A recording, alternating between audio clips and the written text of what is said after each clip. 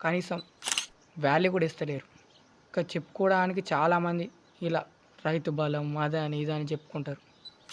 ఇలాంటి సమాజంలో బతుకుతున్నాం మనం.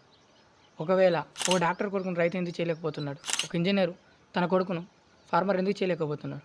సమాజం అలా తయారైంది. ఎవరిది వాళ్ళు అలా చూసుకుంటూ వెళ్ళిపోతున్నారు.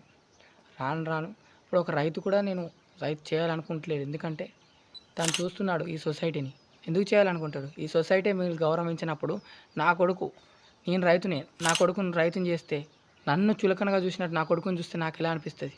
అందుకే నేను కూడా ఇది నాతోనే ఆపేసి నా కొడుకుని కూడా పై చదువులకు పంపించి నేను కూడా వేరేది కావాలని కోరుకుంటున్నాను. రైతు కావాలని అస్సలు కోరుకుంటలేను. అనే సమాజంలో బతుకుతున్నాం. ఈ ప్రపంచానికి ఖచ్చితంగా ఇట్లాంటి వీడియోలు ఉండాలి. ఎందుకో తెలుసా? రాను రాను చరిత్రలో ఏముండవు. సోషల్‌లో ఖచ్చితంగా ఇదైతే రానున్న భవిష్యత్తులో అయితే ఇలా పండించేవాళ్ళు అని చెప్పుకునే స్టేజ్‌కైతే వెళ్ళకూడదు అని కోరుకుంటున్నా.